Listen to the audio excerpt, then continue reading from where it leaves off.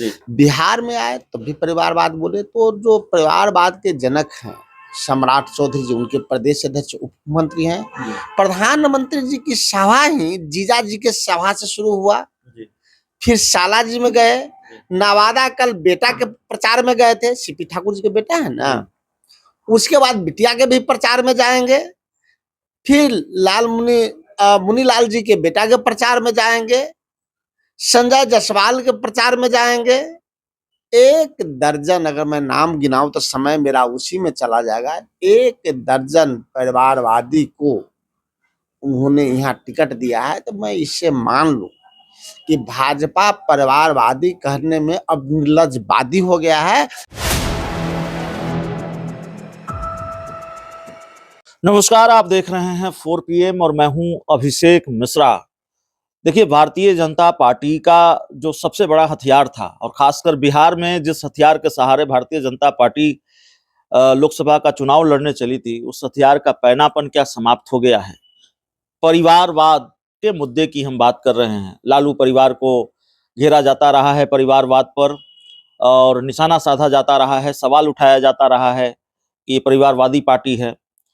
लेकिन शायद बीजेपी ने भी नहीं सोचा होगा परिवारवाद को लेकर प्रधानमंत्री नरेंद्र मोदी की ऐसी चुप्पी हो जाएगी।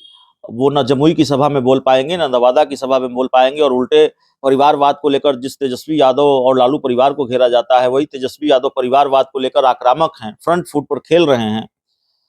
तो जाहिर तौर पर इन सब सवालों पर बातचीत होगी। कई और राजनीतिक सवाल भी हैं। हमारे साथ कांग्रेस के प्रदेश प्रवक्ता राजेश राठौर जी हैं।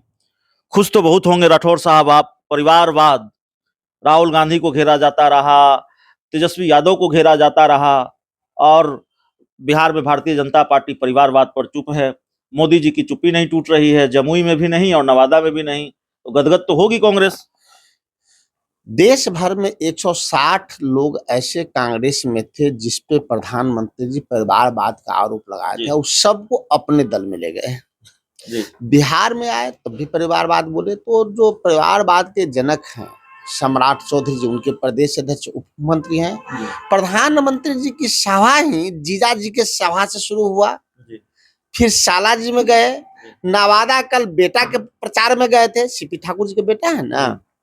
उसके बाद बिटिया के भी प्रचार में जाएंगे, फिर मुनीलाल जी के बेटा के प्रचार में जाएंगे, संजय जायसवाल के प्रचार में जाएंगे।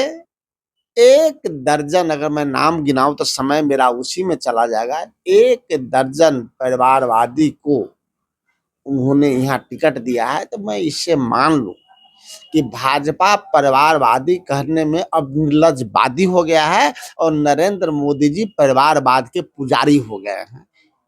नरेंद्र मोदी परिवारवाद के पुजारी हो गए हैं, बात ठीक है। लेकिन फिर भी ठीक है, आप गदगद हैं, लेकिन फिर भी देश भर में 4000 सीटें आप लोग हार रहे हैं। नीतीश कुमार ने कल कहा कि 4000 सीटें आएंगी। मुझे बड़ा दया आती है माननीय मुख्यमंत्री पर।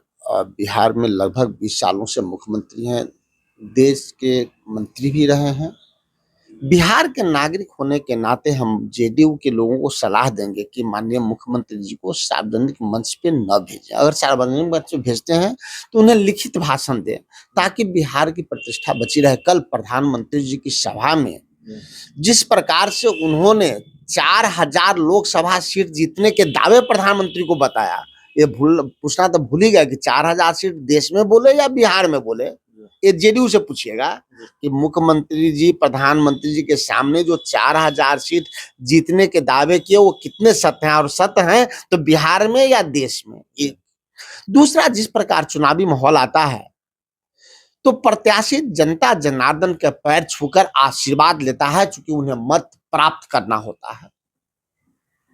लेकिन माननीय मुख्यमंत्री जी को क्या प्राप्त करना है, जो अपने से उम्र में छोटे, राजनीति में भी छोटे, इसलिए कि बहुत दिनों के बाद नीतीश कुमार का संसदीय जीवन 85 से है। मुख्यमंत्री भी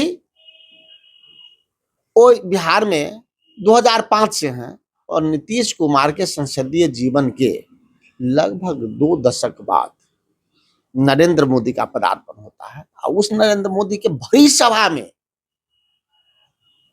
ज्ञान की धरती, बुद्ध की धरती, सम्राट अशोक की धरती, चाणक्य की धरती पर उन नरेंद्र मोदी को पैर छू के बिहार के लोगों को शर्मिंदा कर दिए कि नीतीश जी आपको क्या प्राप्त करना है। वो जिस नरेंद्र मोदी को आप निमंत्रण देके पत्ता छीन लिए थे, क्या चाटने के लिए आप नरेंद्र मोदी का पैर छुए। जी, एक आखिरी सवाल है राठौड़ साहब। बात हो गई, नीतीश कुमार पर बात हो गई, परिवारवाद पर बात हो गई, कांग्रेस पर भी बात करेंगे। पप्पू यादव को अल्टीमेटम दिया है कांग्रेस ने कि आप अपना नाम वापस लीजिए। पप्पू यादव तो चुनाव लड़ रहे हैं। क्या ये माना जाए कि कांग्रेस पप्पू यादव के खिलाफ कार्रवाई की तैयारी में है? बहुत स्पष्ट, बहुत ईमानदार जवाब चाहेंगे। बहुत ईमानदारी के साथ आपको बोल रहे हैं कि पप्पू यादव ने अपने पार्टी के विलय की घोषणा की थी जी, और पप्पू यादव ने अब तक कांग्रेस पार्टी की सदस्यता नहीं ली है। जी, तो जो हमारे पार्टी के सदस्य नहीं है उस पर हम कार्रवाई क्या करेंगे। जी, और मैं लगातार बोल रहा हूं कि पप्पू यादव जी हमारे प्रत्याशी हम्म, नहीं है, जी। तो उन पर कार्रवाई क्या करें। आपने जब देखा सांसद जी जो बिल्कुल मेरा पार्टी के इधर आप देखे होइएगा जी, कि मुजफ्फरपुर के सांसद दिल्ली में उन्होंने पार्टी ज्वाइन किया, लेकिन सदस्यता कहाँ ली।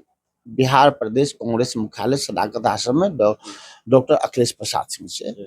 तो पप्पू यादव तो हमारे दल के सदस्य ही नहीं लेकिन है। ये क्यों हुआ? आमतौर पर जो रवायत हम देखते आ रहे हैं, परंपरा है कि कोई पार्टी में शामिल होता है या विलय भी करता है तो उसको सदस्यता दिला दी जाती है पार्टी की। हमने तो विलय उपेंद्र कुशवाहा की पार्टी का भी देखा है, रालोसपा का विलय जेडीयू में देखा है। तो जिस दिन उनका विलय हुआ सदस्यता क्यों नहीं दिलाई गई? ये भी तो सवाल है।